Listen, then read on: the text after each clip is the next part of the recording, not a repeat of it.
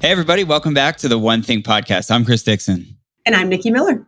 And we have a special episode for you guys this week. Nikki and I, we thought it'd be really cool to go through and share 10 life lessons that we've learned in and around the one thing in the book and the community and our coaching. And we thought it'd be fun to go through and share 5 of each of our biggest lessons that we've learned that impact life from our own experience or something we've seen show up with people, like I said, in the community or coachees or the trainings that we've done. And some of it's our own kind of, I think, interpretation of these key principles you know so well from the book. And some of them are more directly tied, but you'll see how it all comes to life. And we thought maybe it'd be a fun and interesting way to look at, like I said, our interpretation of some of the things that have been most impactful. Well, and I think the practical application of the one thing, right, Chris? And I think probably one of the top questions we get asked is, what's your favorite thing from the one thing? What's the one thing you could choose? And out of character of the book today, we didn't just choose one. We both have a few that have been particularly impactful in our lives and particularly impactful that we've seen with people like you, to your point, that we've coached or done trainings with. And I'm really excited to go through this. I think someone's going to have the ability to interpret some of these principles differently after listening to this today. I hope so. I know I certainly did when going through them and thinking through this. It's fun. I've already seen how that's shown up, and it was a really cool activity just to build the conversation. So excited to share it with you all. Well, and just to have a little more fun, we didn't cross notes today, so we're both just going through what we have found the most valuable, and it's going to be a surprise to both of us. So I'm excited to go through this with you too. That's right. So we'll figure it out as we go. So why don't we just jump in? You ready, Nikki? Let's do it.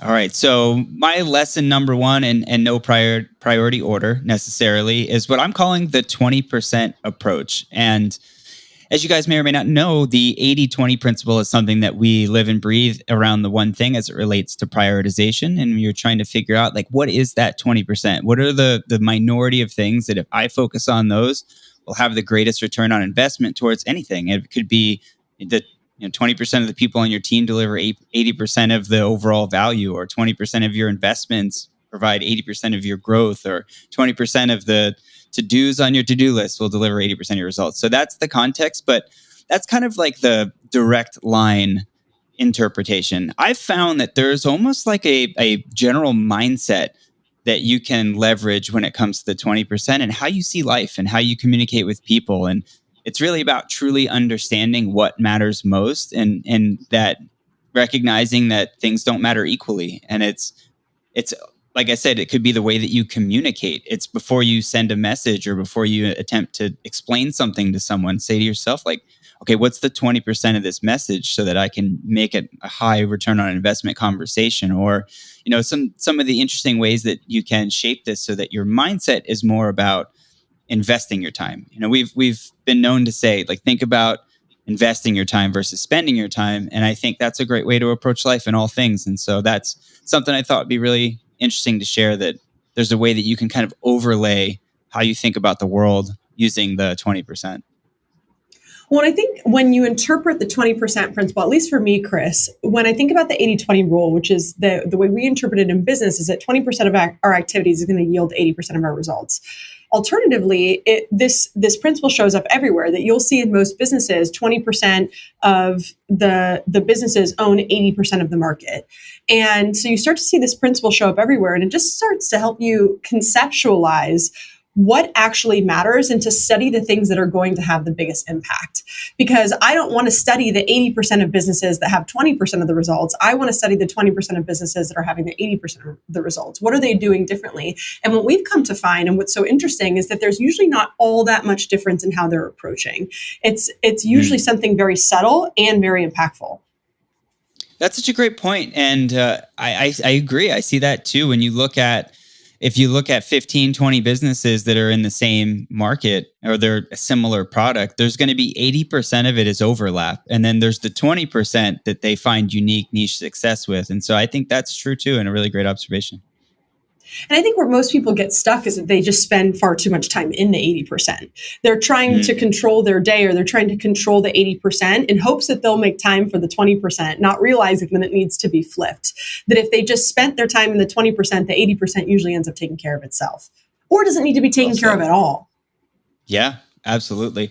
And something I used to always say, is that the 20% is what you're not going to say no to. It doesn't mean you necessarily have to say no to the 80%, but your 20% is the stuff that no matter what, it's going to get done. And then you can work in priority for everything else.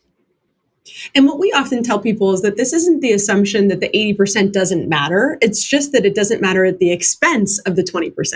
It doesn't matter in lieu of doing the 20%. We just can't prioritize the 80%. Otherwise, it'll yield the 20% of the results, right? Absolutely. And something that's interesting, like almost conversely, I've found you got to be careful because the 20% is relative and it's relative to you and your perspective and your perception. And so if you don't create a common understanding amongst a couple people or a group of people or a team, you may say as a leader or even as a peer, hey, let's focus on the 20%. But if you don't have a means to identify what that mutually is, then you will have different perspectives. And so it could even be in a conversation where you're like, hey, just give me the 20% of this so I can know what I need. Even in saying that, you've just said it's what you need. They need to know what you need. And so just keep that in mind as you're leveraging this concept of 20%, that you have to create a common understanding for people to be able to work off the same frame. Oh, Chris, that's such a good point. I'm so glad you said that. In business, especially, this matters because we have to be on the same page about what that 20% is. If we disagree, then ultimately we're both going to create chaos in the organization. And it will only know when the results happen who was right. So better for us to be on the same page about what that 20% is in order for us to have even more focused effort. Absolutely. So the 20% approach, live by priority and apply the 20% where you can as a general mindset. And I think it's a great way to be focused on the right things. Well, as I could have guessed, we were already pretty close on our first principles. Mine is that the one thing taught me, the number one thing that the one thing taught me, mine, I would say, went in order on my first principle, which is that time spent is not the same as time spent well. And this is very closely in alignment with the 80-20 principle. And Jay said something to me one time, and I think he recently posted it in his 20%er newsletter, which is that when you're working hard on the things that don't matter, does it matter that you're working at all? When you're working hard on the things that don't matter, does it matter that you're working at all? And so I look up and say, when we're working really hard on the things that aren't actually driving us forward and whatever the priority is, does it really matter that we're working as hard as we are? And if we can get focused on the things that matter most, then we're going to drive more results and it's going to be a smoother ride with less resistance. And so in the book, we talk about this idea that activity is not the same as productivity. And it's in the book, what we call the busyness trap. And I think a lot of drivers, a lot of people who are success oriented can get trapped in this. I think they think the busier they are, the harder they work, the more they take on, the more productive they will be. And there's so many books, so many examples in the book, more than we could count or even have time for on this podcast, that's just quite simply not true. And when you've mastered this, when you have enough discipline to master this principle of focusing on what matters most for long enough in order to create the results, then you'll start to see this actually come to fruition in your own life. But it sometimes can feel counterintuitive. I think that's the hardest part about the implementation of the one thing, that most of us look up and say, well, wait, I'm going to get more results by doing less. And we'll say, yes, but it's doing less of what matters least and more of what actually matters in alignment with where you want to be. So it's not how many hours we put in, it's how much we put into the hours, right? And like I said, success-oriented people can fall into this trap of more, of I can do more and I can achieve more and take on more. And if I do more, then I'll be even more successful. And the truth is that our to-do list just ends up expanding and our productivity retracts. We just end up taking on more for the sake of more instead of doing less for the sake of more impact. So true. I mean, there's a lot of crossover with this and the 20% philosophy, but I think it's a more direct application of that. And you said it, but volume of work and impact are not necessarily correlated. You can be really, really busy, but not be productive. And if you're in an influential position, or even if you're not, you could work from 6 a.m. till 10 p.m. and fill it with all kinds of things, but not get the most important things done. And that's, I think, a difficult switch to make. And if you're in the type of place where you've built some comfort in being busy and you kind of outwardly project that, and that's how you create space, then it's hard to overcome that and to change your perception or maybe the limiting belief you have about how you should be productive. But it's so true that you got to get clear on what are the most impactful things you can do, and then make sure that those are done and focus your time there. If you do one thing that's really important during the day and nothing else, it's better than doing a whole lot of things that don't add up to the sum of something important. And Chris, I don't know about you, but what I see with a lot of people who create this much busyness in their lives, and by the way, I can raise my hand really high and say that I've been here before, is that it's just a really great way to hide. A really great way to hide from maybe I'm hiding from the fact that I don't actually know what matters most, or worse, I don't actually know what I want, so I'm just going to do everything and I'm going to seem really busy or maybe even be really busy, and then I don't have to take accountability for the fact that I'm not actually pushing down a domino that matters because I'm not really clear which one does matter. I've never made a decision about what that is. I mean, you said it. The thing that's probably most important is feels uncomfortable because there's growth there or there's something, and so it feels uncomfortable, and you can either consciously or subconsciously shy away from it to stay busy instead of doing the thing that feels like it's taking you out of your comfort zone. For sure. I mean, it's easy for us to say, "Well, I'm just so busy that I couldn't take that thing to the finish line," or "I'm just so busy with all of these things that I wasn't able to get that done." And by the way, if we're a really busy person, a lot of other people will buy that. But someone who is following the principles of the one thing, somebody who understands this at a really high level, is probably going to look up and say, "Was that one thing that you missed because you were so busy actually the thing that would have potentially made you less busy or would have eliminated some of the chaos because that was actually the thing that mattered most?" So again, I go back to, it's not that these other things don't matter, it's that they don't matter at the expense of what's going to have the biggest impact and what's going to matter most on the journey to where we want to be. I think there's a good segue there if you are up for shift into lesson number 3. Let's do it. Let's do it. So how do you know what the most important things are? And I think it comes from clarity. And my lesson number 3, or my second of this series, is clarity is a journey, not a destination. And what I mean by that, when I say clarity, is just knowing what you want to accomplish or what you need to do and how you're going to do it, or who you need to grow into. And the journey of gaining clarity, like I said, it's over time. It's something that you don't arrive to and stay there. It's really something that you have to build. And once your purpose and your priorities become more clear, they become vivid, your ability to like locate where you are and where you want to go becomes faster. Like you can get to that place quicker. And in the book, Jay and Gary talk about these 3 commitments. And one of the 3 commitments is to follow the path of mastery. And I think that applies here as much as anywhere, which is the journey, this path to getting clarity. It's something that you just have to continue to stay on. And the more experience that you get with figuring out what you want in any scenario or the path to get there is something that you can sharpen over time. It's like working out. And it's like it takes some time to get momentum going, but once you're frequent with it, it's something that you can get to faster. And Chris, I know we see this a lot, that sometimes people struggle with this because they say, "I don't want to define my purpose," or "I don't want to give absolute clarity on what I want to go, where I want to go, because what if it changes?" Like they just can't fathom the idea of putting a line in the sand and saying, "This is what I want to do." And I always tell them, breathe. This can change. You can, to your point, you can sharpen it or broaden it based off your experience or your heart or whatever comes up. But ultimately, you're not going to make a decision about something that's so far away from who you are that it's going to take you entirely off track. And your life will always be less than it could have been were it not intentional. So make a decision about where you want to go and then start lining up your dominoes. And by the way, if you pick your head up and it's not the direction you want to go anymore after your evolution, then just change. Absolutely. It's like I find when someone's relatively new to thinking in this way, that the expectation is that they have to figure it all out before you can take action. It's not true. Like you just put it up there. It's okay. Give yourself permission to just put something on the board.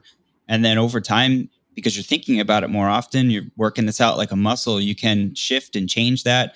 It starts to serve a different purpose for you, that it doesn't need to be that you know exactly what it is and you're 100% certain, so much that you always have this North Star out there that's keeping you kind of directionally accurate as you go through and prioritize your day, your week, your month, your year, etc. And you'll get better at that as things change, or maybe your priorities change, your season of life changes. That's okay. You've got this muscle now. You can just update accordingly and then continue moving. I think this is a really important point because I do think so many people have a challenge with creating clarity around this because they're not sure what the actual plan is in order to get there. And we always tell them, you don't need to know right now. And you probably will never know at the beginning. If you've never been there before, then it would be really challenging for you to create the perfect plan in order to get there. You find the best path forward by implementing the imperfect plan. So start implementing your imperfect plan and then create a better plan as you get there. We're both runners, so we get to use this analogy, but I always tell someone, you're going to have a much better plan to run your first marathon after you've run to run your second marathon after you've run your first. You can never know ahead of time everything that you're going to need. You can never plan perfectly because you quite simply have never done it before. So you find the right path forward by implementing the imperfect plan. Just build the imperfect one first and then take a step. Absolutely. And then to your point, just being comfortable with the imperfect plan, because it's probably never going to be perfect. It'll be better, or at least you'll feel more connected to it as you work on it over time. Or maybe you can see a little further over the horizon than you did before. But it's I think you have to be okay with knowing that you've got to just, the strength is in how frequently you revisit the plan and learn from things. For sure. All right, Chris, I want to take us to my next two are from something that we don't talk about all that much, which are the lies in the book. The lies that derail us, the lies that mislead us, the lies that take us off track, the lies about productivity. And these to me are really important because I remember reading this for the first time and thinking, I've been lied to for a really long time. And these lies that take us off track were things that I had been implementing and things that I would tell people I was so proud of about myself, not realizing that they were actually getting in the way of my ultimate potential. And the first is that multitasking is a lie. And I think for pretty much anyone who lives a big life, we at some point have probably prided ourselves on the ability to multitask, the ability to handle a million things at once, not realizing that this is quite simply a lie. Multitasking is ineffective and actually inhibits you from getting the thing that you need to get done as quickly, completed as quickly as you could. And and Gary always says, if doing the most important thing is the most important thing, why would we be doing anything else? If doing the most important thing is the most important thing, why would we be doing anything else? And I always think about this question when I find myself starting to multitask. And in today's world, we are constantly berated by what I call the digital deluge. It is so easy to get distracted and it is so easy to multitask. And I think that you have to be better than ever at ensuring that you don't do this. And you have to be better than ever at protecting yourself when you're in a time block and protecting yourself when you're in productivity. Because I don't know about you, Chris, but at any given time, my phone is going off. I don't wear an Apple Watch because I don't know how y'all handle it with all the notifications going off on that thing. I would not be able to stay focused ever. But I turned off all notifications on my phone. I turned them off on my computer because I know that I am easily distractible and I will start multitasking. And the challenge becomes anyone who's experienced going through a really important task, the minute that you get interrupted and you have to shift your attention, you're already off track. Even if you tell the person, I'll call you back, or I don't have a minute right now, or whatever it is. I always give the example of if you're reading a really important email or writing a really important email and something or somebody interrupts you, you don't go right back to wherever you just were. You have to start at the beginning and reorient yourself and get back on track. We call it the squirrel. Like after the squirrel interrupts you, you then have to reorient and get back on track. And it's going to cost you so much more time than it would have had you just stayed on track, had you just had a time block where you didn't get interrupted during that period. So we think we're not multitasking when that happens, but we actually are. It was interesting. I was in a corporate training not too long ago. And I asked this question, how many of you are great multitaskers? And we don't tell them at the beginning that it's always a trap, right? We're asking them this so that we can share the lies.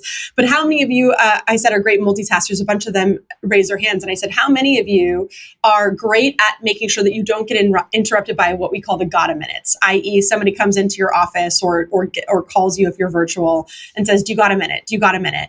And one of them raised their hand, one of the executives, and said, I'm great at not handling the gotta minutes. And I said, awesome. Tell me more about how you do that. And he said, well, if they come in and ask me if I have a minute, then I just tell them I don't have a minute right now. You can come back at this time. And I said, well, that's better than spending all the time. But at the end of the day, you're still being interrupted. You still just got distracted and you're still multitasking because whatever you were doing in that moment got interrupted and you're going to have to reorient and go back to it. And so whatever the task is going to take twice as long as it could have had you just stayed focused. So we always say that when you're trying to do two things at once, you cannot and will not do either of those things well. So if you think multitasking is an effective way to get more done, you're just quite simply have it backwards. And it's an effective way to get less done. Ultimately, you're not going to get as much as you could get done as fast as you could get it done. It's merely the opportunity to screw up more than one thing at a time. So true. And there's two things I'll say about that. And one is I've found people can, once you go through it, they conceptually understand. They're like, yeah, I see that, but it's hard to really weigh how much of an impact it is. And so we've done a fun exercise with people. And if you guys are listening, feel free to give us a shot. But we've done this exercise where you write the letters A through Z, like A, B, C, all 26 letters of the alphabet. Then underneath that, write the numbers 1 through 26. And then what you do is then on the second round, have them alternate, right? A1, B2, C3, and go through and switch between. And you measure the time it takes for each. And it's nearly double the amount of time. And then you have fun with it and start interrupting people as they're trying to count and sing the ABCs in their head, and it all falls apart, right? And they just can't keep it together. So it's a fun way to kind of demonstrate how that shared attention, like the Igata minutes, like really do impact your productivity. And the other thing I'll say is that it's really hard. You called out the technology. I mean, you're competing against the biggest organizations in the world and the history of the world from a value perspective that are their sole, business model is to compete for your attention. So you're fighting an uphill battle. So the thing that you should try to do is just be better. Like if you got one time block per day that you're like, hey, this is my most important work and it's for an hour, maybe just don't multitask then and see if you can improve from there. So don't bite off more than you can chew. No one's going to be perfect. And For sure. try to conceptualize how much of an impact that really has.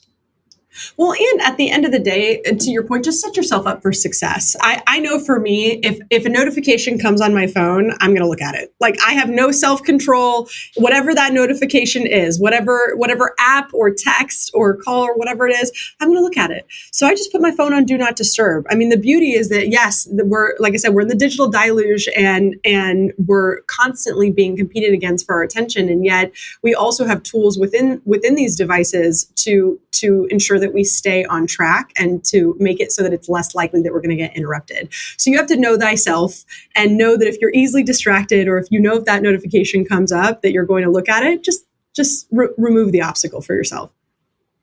Absolutely. So you can help keep yourself accountable because lesson number 5 is that accountability is your ally and accountability is your friend. And this is something I've learned and seen. And there's a tendency, I think, at times to shy away from accountability, either consciously or subconsciously. But if you can flip that and seek forms of accountability, that's the best way that I've seen to help you stay attached to and on track over time. And there's different ways to do that. And when we talk about accountability, we're talking about someone or something that can help keep you responsible, that can help keep you aware of what you've said and not go periods of time without revisiting your plan or forming a habit or something like that. And some different forms might be people, groups, partners, right? You can be in groups that have like-minded goals that are working on similar things that they can help help you stay accountable, or an accountability partner. I mean, one of the absolute best ways, especially in a system like goal setting and what we teach, is to have a coach. I mean, coaches, you're hiring them to do that. That's their job. And you can fire them if they're not good at it. And so you can find one that really fits your needs and a model that you like. But coaches are a wonderful way to help you get clear on what you want and help you stay on track and be accountable. There's tools. We love the 411 and GPS. Those two tools they're designed to help with accountability and clarity. So you can write your plan down and see it and be accountable to the things you say you're going to do to yourself and bring someone else that there's a single source of truth that they can see those goals. And then I'd say like technology, right? Habit trackers, calendars, AI tools that integrate with calendars now. I mean, there's a lot of stuff depending on how fancy you want to get that can help you stay accountable. But ultimately, what you're trying to create with this is that what we call as having a rhythm of accountability that is in harmony with your goals. So you're trying to be in this rhythm. And that is like, I like to say, like the kind of rigor and routine that surrounds your reflection, your planning, your daily, weekly, monthly actions that you can check in on your plan and your goals and course correct and make those small changes. I love this one, Chris, because I think that most people shy away from accountability because it feels not friendly, right? And when somebody's going to hold us accountable, it doesn't feel good. But really, this is just a way of checking in on your progress. That's the way I interpret accountability. How do you check in on your progress, and how do you build an environment around yourself to ensure that you're not lying to yourself? Because it's easy for us to let ourselves off. And so this is where, to your point, getting a coach is so important. And I would just offer that if you're going to have an accountability partner, just don't make it your spouse or someone who's really close to you. I always tell the story of, I remember when I was trying to build the habit of waking up earlier, and my coach was on board, and my goal was to wake up at 4:30 every morning, and that alarm would go off, and my husband would roll over and he would say, "Oh, you work so hard, like, just, you can sleep if you're still tired." I'm like, "No, you are not the accountability partner that I need." So ultimately, you want to have an accountability partner that's going to hold you to the standard that you want to be held to hold you to the goals that you have. That number one, you're not going to get mad at them. It's not going to upend your relationship if they hold you to what you said you wanted to do. And also that they're going to help cut through some of your excuses or some of the reasons that you might not want to do it, and help you stay accountable to those goals. So find someone who's really going to be your ally in that way. Absolutely. Yeah, absolutely. I mean, accountability is your ally. It is a tool, a piece of leverage that you can use to propel you towards your goals. For sure. And I'm going to take us back to another lie, because sometimes when we talk about this principle of accountability, we think about and interpret that we have to live this life of the ultimate discipline, that we have to be accountable all the time. And we always offer that it's only where it matters. And when you get clarity on what matters, then you have to get clarity on where to spend your time and how to spend your time. And this brings us to the lie that's been the most impactful in my life. I should say the undoing of the lie that's been most impactful is the lie of a balanced life. And I don't know about you, Chris, but I can't tell you how often, especially this time of year, we're in the holiday season, and I'm seeing all my relatives, and invariably someone will say to me something to the effect of, "You need more balance in your life." And balance simply implies that everything matters equally. And the truth is, it just quite simply doesn't. And I think as your life grows and gets bigger, this becomes an even more important principle to come back to. I can tell you for sure that I'm so grateful that I had this book and that I had these principles before I had my daughter, because the idea of balance has become even more pressurized now that I have a family. And the truth is, balance is bunk, and it's an unattainable pipe dream. And the quest for balance between work and life and all the other things that we want to achieve, as we've come to think of it, it's just a losing proposition. And and frankly, and from my perspective, can be a really destructive and harmful one, because it'll lead us to feel like we're always failing. Because again, balance is this idea that everything matters equally, and it just doesn't.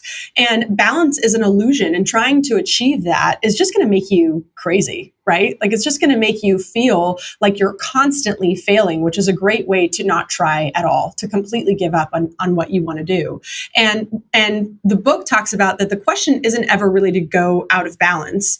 The question is, do we go short or do we go long? Because the principle is that we are almost always out of balance. We are never going to be completely balanced. We are never going to have every part of our life getting equal attention at any given time, nor should we, by the way. So the question is, do we go short or do we go long? And the principle in the book is that in our personal life, we want to go short. In other words, we're going to have short periods of time where we're out of balance. And the example I always give here is that, you and I both have to travel a bit for work. And I know we both make it a priority to spend time with our families, with our spouses, for me with my daughter. And if I have to travel for work that week, I'm going to make sure that because I missed a few dinners or because I missed a few days with the family, I'm going to make sure that when I get back, that I spend extra time, more than I usually would have, in order to get back into balance, right? And I always say it's okay if we're go on a trip for a few days and then get back in balance when we get back. But if I left for 6 months, then I don't think my relationships would look the same when I got back. And then in our professional life, we make peace with the fact that extraordinary results usually requires that we go out of balance for a long period of time. In other words, if I work on something for 6 months in work and I'm upset that results didn't come to fruition, most people who have an experience in business are probably going to say, well, come back to us in a couple of years and then we'll talk, right? So work or extraordinary results in our business life is usually going to require that we're out of balance, that we're working on the same thing for a long time. And I always tell people that at the end of the day, the magic never happens in the middle. Magic happens in the extremes. And again, the question isn't whether we go out of balance, it's do we go short or do we go long, and in which area are we going to do that? So when we say we're out of balance, what we're referring to is a sense that all of that our priorities that matter to us, something is being underserved. And so when you feel that way, then it's just important that you swing the pendulum to the other side and get back in balance in that thing. But the problem is that when you focus on what's really important, when you've clearly identified what your one thing is, something is almost always going to be underserved. Almost always. You are always going to be out of balance somewhere. So trying to pressure yourself to remain completely in balance is just unachievable, and you're going to make yourself crazy by trying to do it. So focus on what matters most, and intentionally choose to be out of balance in the areas that matter, and that's how you achieve the extraordinary. Well said. I mean, I don't have too much more to add to that other than I'll say that this one was something it took me a little while to wrap my head around and to be able to share with others in a way that I felt like I had a deep enough understanding. And I think you did a wonderful job articulating. And for me, it was everything you said, and just knowing that you can't have everything in balance. And if you're aware of that, then you can be intentional about when you send things out of balance and when you counterbalance back the other direction, and just being conscious of like, hey, listen, I'm going to go hard on the work side for the next couple weeks, and I know that that means I'm going to have to do something different after that in my personal life and my goals that I have with my friends or family, or whatever you got going on there. So it's just being intentional about how you counterbalance, not balance everything perfectly. And I also think don't be afraid to just be in communication with your loved ones about this, or with your work, family about this. I don't think that it's ever going to be a negative to have this conversation very intentionally with the people around you. And the beauty of working in our environment is that we all speak the same language. So it's easy for us to say, hey, I'm out of balance in this area of my life, so maybe I'm going to cut out a little bit early this day. Or I am going to intentionally be out of balance because we have this big project that needs to be brought to fruition, or whatever it might be. I know I've had many a time with my family where I say, hey, for this period of time, I'm going to be a little bit out of balance because these priorities at work are important and they're on a timeline. And I'll make sure that I get back into balance with all of you. So the importance of this is that you teach the people around you this language so that you can very openly have a conversation and prepare everyone around you too. Absolutely. Very well said. Should we shift over lesson number 7? Let's do it. All right. So this one for me has been a constant reminder. And I have a natural tendency to want to overcomplicate things or just make them, I think, more what I would like to say like dynamic, but I think it's just overcomplicating. And I've seen this show up a lot with teaching the one thing and the But application dynamic of the sounds much concepts. better. Yeah, right. We'll just continue to lie to myself that that's what it is. But the idea here is it's intended to be and should be simple. It is called the surprisingly simple truth behind extraordinary results for a reason. And there is a huge temptation as you apply these concepts and the tools, especially, to want to make them more complicated than they should be. And there's intellectual rabbit holes kind of littered all throughout. And you got to watch out because you're going to, depending on your personality or even how you integrate this into your own workflow, you may want to make it more complicated than it's supposed to be. And simplicity is key. It's supposed to be simple. You've got a million complicated things. The idea is the clarity is the simple part. You're just trying to figure out what is that one thing, like the focusing question, which we're going to talk about here soon, to get that clarity on like what is the one thing that I can do that will make everything else easier. And I think that's just something that's really important. You've got like the 411. It's a goal work back tool that helps you just stay crystal clear on the most important things. It's not a project management tool, right? It is not Asana or like these other, whatever you name your top 10 project management tools. Like you've seen that attempts to try to make it more than it is, and it gets way too complicated and you lose the essence of the importance of simplicity. And so I think that's just really important to call out when you're implementing the one thing principles or the tools that surround our world. Is it's intended to be and should be simple. Well, and at the end of the day, complexity is the enemy of execution. The more complicated you make it, the more places you have to hide from doing it. And I always ask myself when something isn't happening in business, I'll often ask myself, what action am I avoiding by making this more complicated than it actually is? That often just becomes our way to not actually bring something to the finish line. And I've come to understand that people who have true mastery of something are the people who can conceptualize and articulate it extremely simply. Mm. That's a great point, because sometimes you kind of have to battle through the complexity, because that's your mind's way of trying to figure things out to get to the simplicity. But just know that your aim should be to create the simplicity, and avoid, where possible, adding in things that don't need to be there, because that's probably your mechanisms trying to kick back in, or your habits, or those things, and you're trying to pile on all the other stuff that doesn't need to be there. Well, and you were right. I'm going to take simplicity to my next favorite principle, which is the focusing question. And the focusing question, I think, is often misinterpreted. For those that haven't read the book or don't remember what it is, the focusing question is, what is the one thing that I could do such that by doing it would make everything else easier or unnecessary? And I remember when I first read this, and I just battled the one thing, Chris. I just like everybody does when they read this the first time, they're like, no, it can't be one thing. And I remember I ran into Gary. I was at a training at KW, and I ran into Gary at the hall, and I looked around and I said, Gary, it's just you and me. Nobody else is around, and I promise I will hold this secret forever. But there's no way that you just do one thing all day. And he said, you're right. And I was like, I knew it. I knew it couldn't just be one thing. And he said, it's never just one thing. It's one thing at a time. And that helped me understand that this focusing question allows us to quite simply ask, what's the most important thing right now? Or what's the most important thing in this category? And the example he gave me is he said, when I get home, I'm not asking what's the one thing I could do at work such that by doing it makes everything else easier or necessary. I might ask when I walk through the door, what's the one thing I could do with my wife such that by doing it makes everything else about our relationship easier or necessary? Well, I'm going to walk in and I'm going to do this to make sure she knows she's loved and valued. What's the one thing I could do with my dog such that by doing it lets my dog know that they're the most important thing? So this focusing question just allows us to very simply cut through all the noise and get clarity on what matters most in whatever that area is. And it's like I said, it's never going to be just one thing forever. It's one thing at a time. And I think a lot of people get stuck on this and the one thing, that they think I can't just put a line in the sand about one thing forever. And I say it's not. It's just one thing at a time to get clarity on whatever matters most in that area. And this could be, what's the one thing in my personal life, or what's the one thing in my finances? And by the way, this is intended to give you a very simple answer. If your goal is to save money, you could ask yourself, what's the one thing I could do such that by doing it would help me to save $1,000 a month? And it might be, I need to save 10% of my paycheck and have that directly go to my savings.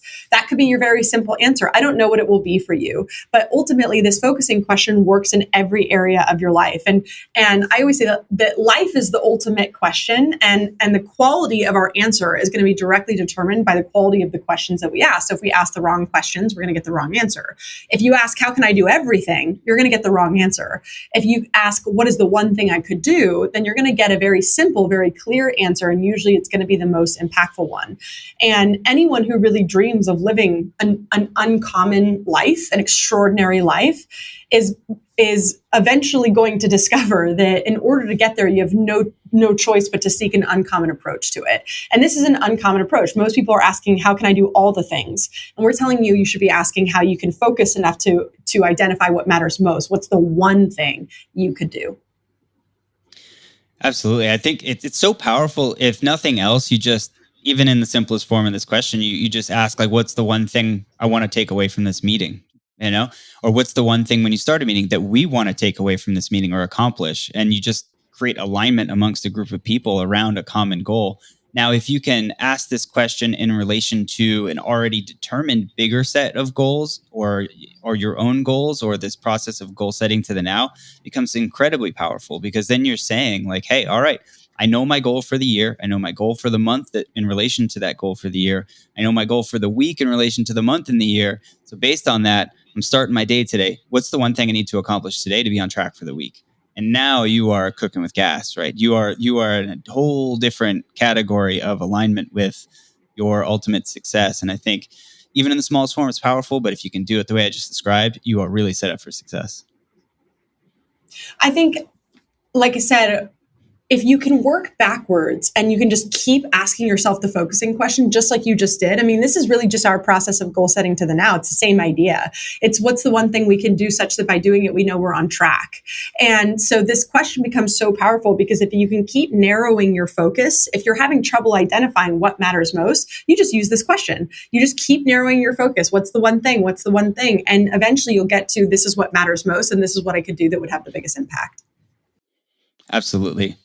Another great segue. We didn't even plan this, but lesson number 9, for me, you know the answer. And 9 times out of 10, you are clear in your head. You just may not realize, or you're aware of what the answer is, what you need to focus on and how you're going to do it. And this is something I've learned in my own experience, but also from doing a lot of coaching in and around the one thing and training. And it's like the answer's in there. Now, the question is whether or not you're going to be able to flush it out. And there's ways to do that. But you have to become aware of the fact that you might be telling yourself a story, and you need to be able to separate yourself from that story so that you can see things objectively and ask some good questions about it. But I think there's a really important thing here that there's not some, in most cases, there's not some elusive answer that you can't find that's not within you. It's there. You just got to unpack or pull some layers away so that you can see things for what they are. And at the end of the day, this is what a good coach does. I tell people often, I get a little bit worried if somebody comes to me and says, well, my coach told me to do this and my coach told me to do that. A great coach is never telling you to do anything. A great coach is asking you questions in order to help you identify what you believe the right path forward is on the way to where you want to be. Your coach can never give you that answer. They'll just help you by asking the right questions to uncover what you already know. Yep. Yeah. And, one of the other 3 commitments that we referenced earlier, one, the path of mastery. Another one is moving from E to P, or moving from entrepreneurial to purposeful. And one component of making that transition is to leverage the models or skills or lessons learned from other people. And I think that's really true here too, when you're thinking about, hey, if you've been trying to attack this problem the same way over and over again, and you're not able to get the answer you're looking for, you should probably try engaging in a model or a system that there's proven success, and find a way to help that kind of change your perspective. Or a coach, we say this all the time, you could have the same question in front of you, and answer that question for yourself, write down the answer, and then 30 minutes later meet with a person, have them ask you the question, and you would get a different perspective. It's just really interesting. So don't miss that opportunity. And I'll take this into our last lesson already, if you can believe it, which is part of the benefit of having someone to ask you the right questions, is we talked about earlier, having someone to hold you accountable when life gets in the way. And there really are 4 thieves of productivity that we talk about in the one thing that ultimately are going to take us off track. The first is the inability to say no. Second is the fear of chaos. Fourth is poor health habits. Third is poor health habits. And the last is environment doesn't support your goals. I'm going to spend the most time on the first one, which is the inability to say no. Because I think this is probably the one that gets in the way for most people. And I can tell you certainly got in the way for me. And Gary always says that one yes has to be defended by 1,000 no's. And in this world where we're highly visible and we're always available, it's easy for us to get sucked into the yeses, and we want to be everywhere and help everyone. And ultimately, I offer to people as their life grows that you have to just get comfortable making no a complete sentence. No is a complete sentence. Not every opportunity that comes your way, even if it sounds exciting, is for you.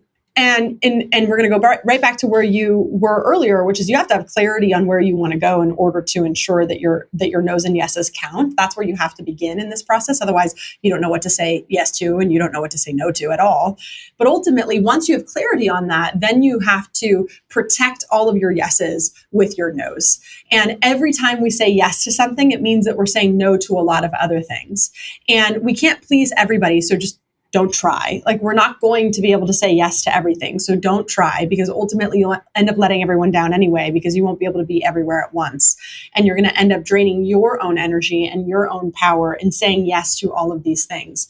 So ultimately, when we say yes to something, we need to understand that by saying yes, we need to understand what we're saying no to as well. And like I said before, I'll go back to no is just a complete sentence. It doesn't need to be no because, or no, I'm going to give you a lie about why I can't attend the party or go to the event or whatever. No is just no. If it's not right for you, the answer is no. And the beautiful thing about this, what I often share with people, is that when you say no, you're not taking the seat from somebody who that would have been a heck yes for, right? Ultimately, when you say no to the opportunity that's not 100% right for you and isn't a heck yes for you, somebody out there, that's a heck yes for them. You need to make sure that they're able to take that seat, so that when you find the opportunity that's a heck yes for you, you know that you can go into it with energy and with excitement and with both your feet in. Absolutely. No, the trick is know your goals, right? You know the answer. We talked about this. Leverage the focusing question, get clear on your goals, but also the things in the short term that you need to do that will roll up to your goals. That's getting into what we talked about in the beginning, which is having this mindset around the 20%. Know what those things are. That's the trick, because if you make an agreement with yourself that those are the things that you won't say no to because they are going to get you to your goals, then you can let the water kind of run around those boulders in the stream for you. And then you can determine what you would say yes to beyond that. It doesn't mean that the 80%, the everything else, you're going to say no to all of it, but just make sure you don't say no to your priorities, and you can let the other things kind of fill in as they need. And that should help make you the decision that you have to make around what to say yes and no to a lot easier, because you're clear on your priorities. Everything else just kind of works its way in after that. Of course. And then one of the thieves of productivity is getting your environment in alignment with you too. And this just isn't your physical environment. This is also the people around you. We often say no one succeeds alone and no one fails alone. So ultimately you have to make sure that the people around you are in alignment with this language that you have and with the goals that you have, and who are going to be on board on your way to wherever it is that you want to go.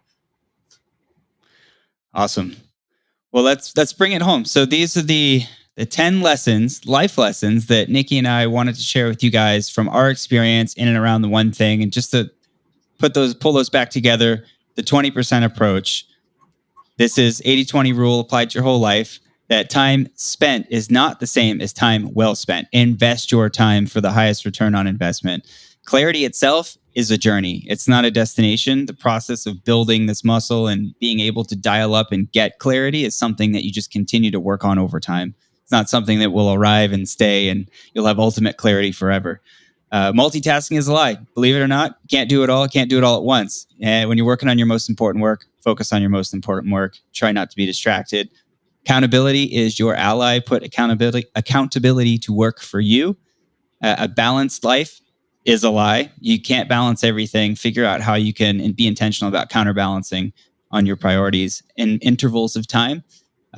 Lesson number 7, it's intended to be simple. It should be. Don't overcomplicate things. Doesn't mean it's always going to be easy, but it shouldn't be complicated. Nikki, share with us lesson number 8, the focusing question. If you take nothing else from that, what's the one thing you need to do? Ask that question as frequently as you can to gain clarity. Connect it to your goals if you can. Lesson number 9, you know the answer. It's in there. Keep asking. You'll get it. It's not evading you. It's in there. You can get to it. And lesson number 10 was the 4 E's of productivity, specifically the inability to say no. Practice that. Nikki, any last thoughts from you?